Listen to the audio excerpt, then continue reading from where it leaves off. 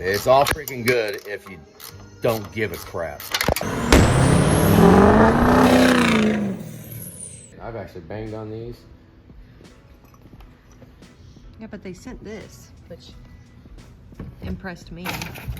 Glow Shift gives you a whole book. Even shows a picture of the truck. I just don't want to garble up all the wiring.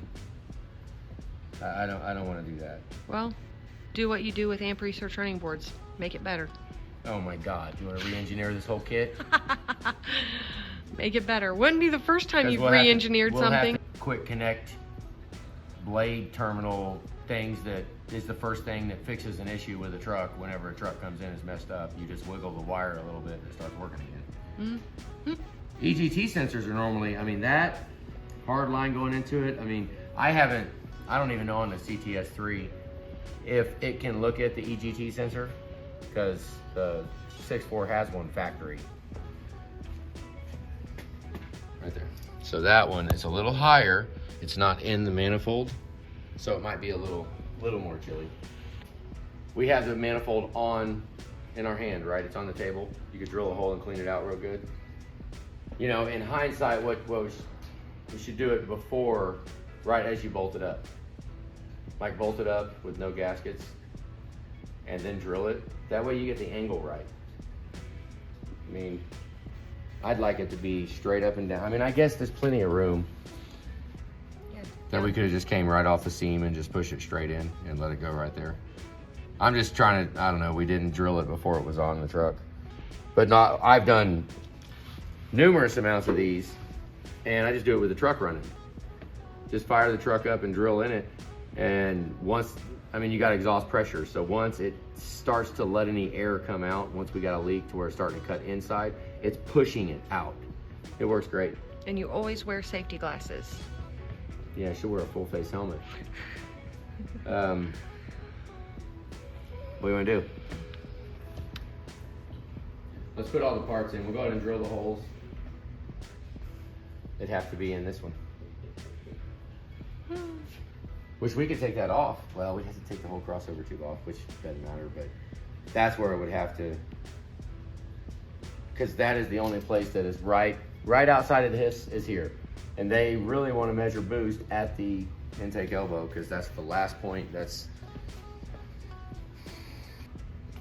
You guys are seeing him in his thinking process. We could drill a hole in the intake. I mean, or we could tee off of like the actual map sensor, you know, the sensor that actually measures pressure inside of the intake system. We could tee off of that.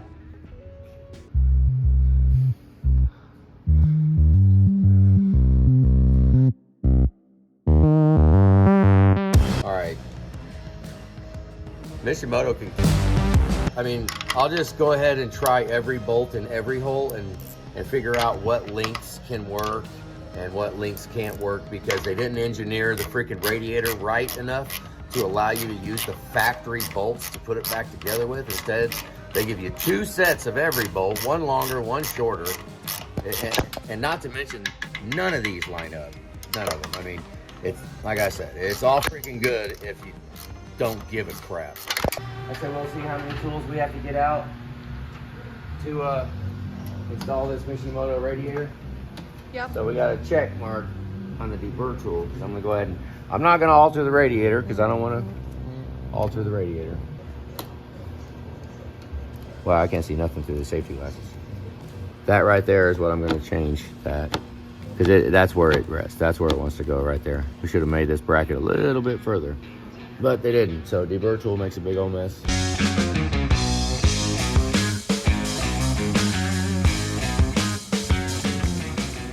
We'll go ahead and use the Mishimoto supplied hardware.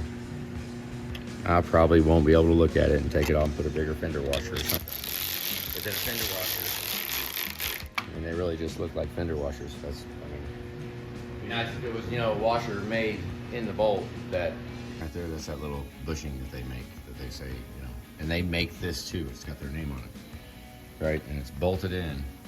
It works. Well, it's bolted in here.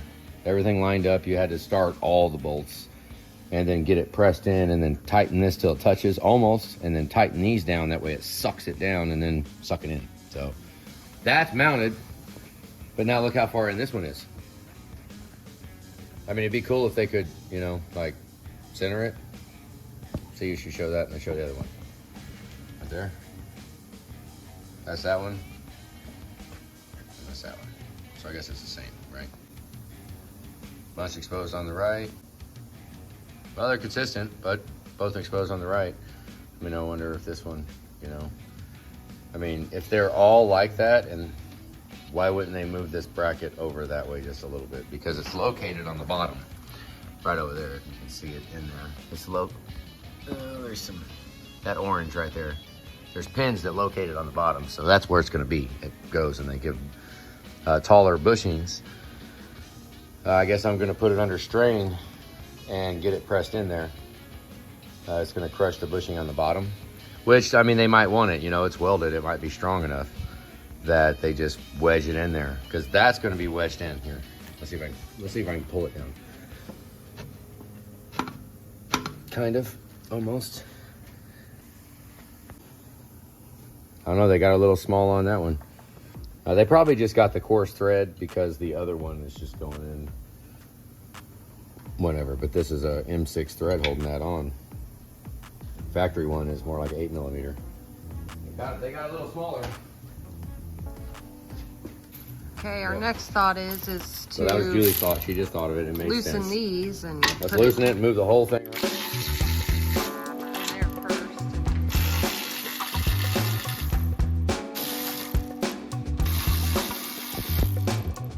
So we can wiggle it. Yeah. Maybe a little bit.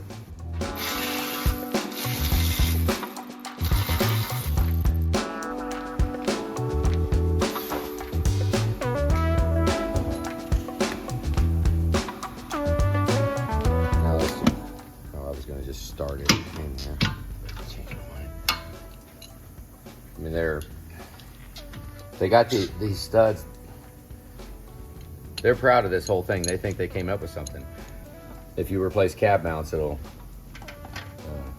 We feel like that's the reason these radiators leak a lot. This just doesn't line up. Look, this stud, basically, you know, I thought maybe we could push it down and all the strain is on the radiator. Well, on this rubber thing right here, there is a M6 thread going into it. I think it's M6. And so it's barely held. You can see it flexing right here. Look right there. When I try to pull it down, you can see it flexing the whole thing because it's a little cheesy bolt on it. That's, you know, like if this was not here, if this was just a replacement, we would have had this truck running yesterday.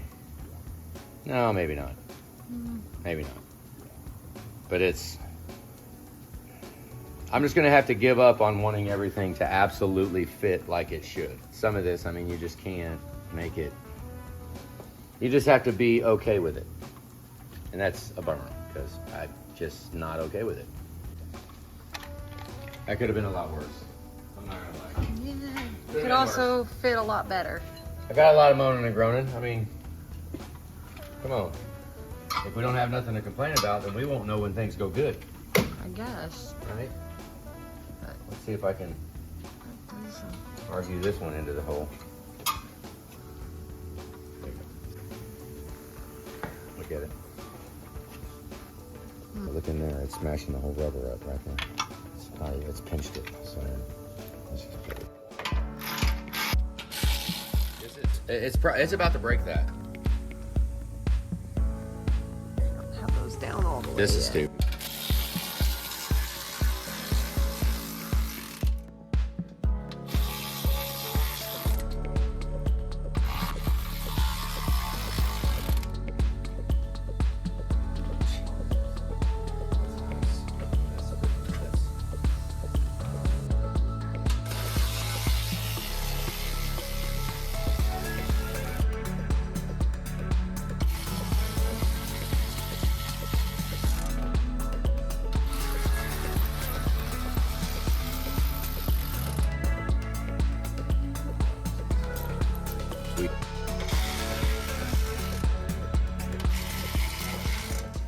mean, you've got 3 points, basically 2 points of attachment. One keeps it up and down this way and one goes that way.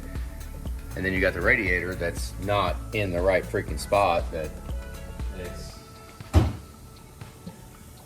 And I got to sell that. That's quit buying that stuff.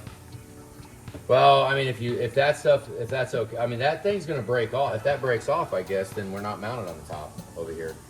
It's only got a thread that's an M6. It's a little bitty guy holding that rubber on there. What are we doing wrong? I mean, are we missing something? Mount the cross member in and then put it in there and use the orange spacers for the bottom.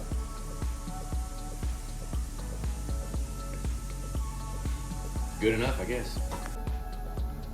I mean, just like all, you could say the power steering cooler is bent. Yeah, whatever.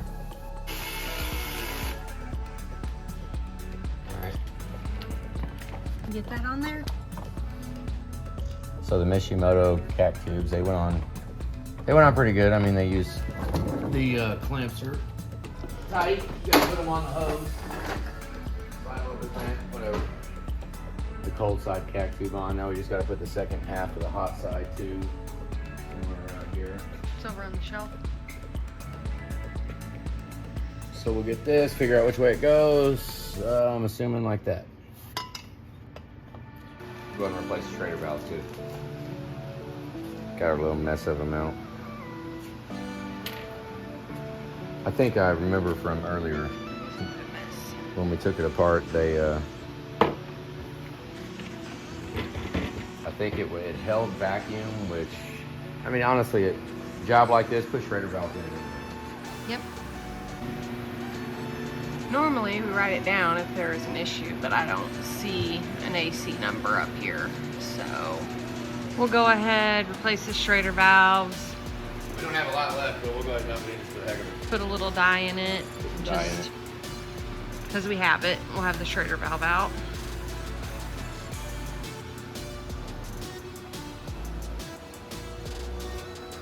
Most guys have machines that automatically inject it in there. We're not normal.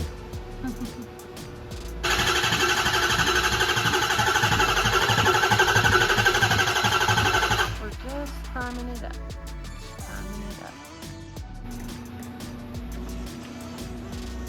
What are you doing? How they run these backup cameras is always annoying. They always break it up. It's just a mess. I'm gonna try to run this thing with the frame. Luckily, his backup camera has got a plug on it. That is pretty freaking cool. So that was underneath the carpet. I forgot all about it. That was underneath the carpet. The driver's side, so we're gonna run this up, get it through there. We got a grommet already ready for it. Put that in. And I hope this is backup camera. I guess we can say that. Back there. I hope this ain't strobe lights. I don't know. I've never seen a backup camera with plugs like that. It says rear camera right on it. Does it? Yeah. Well, that's pretty promising then. Yes, it is. Pull it through this hole first, and then I pull it. That way I can get it on top of the frame. That's what, It's back there, and we gotta go all the way up to here somewhere. just take our time. It'll be all right.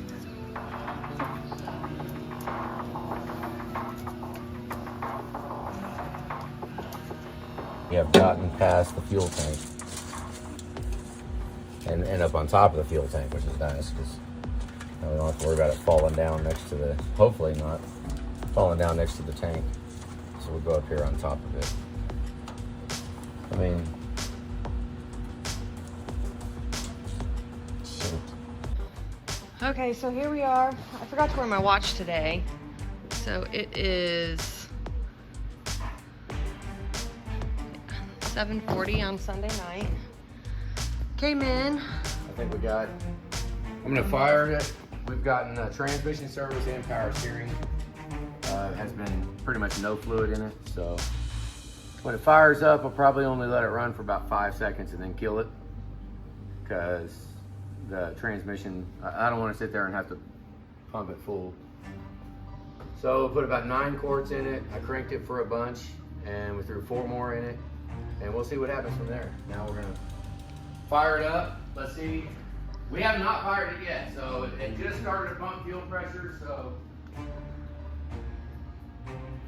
here we go.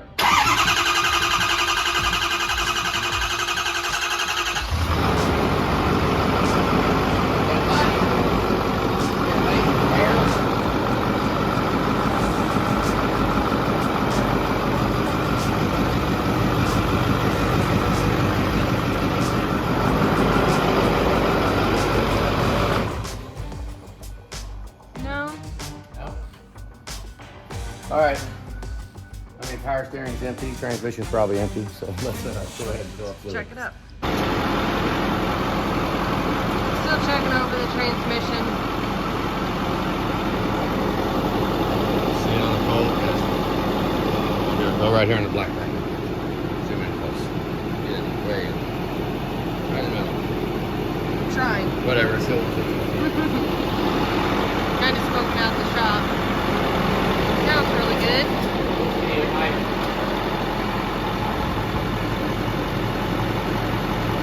Crap, we ain't got no headlights, no bumper.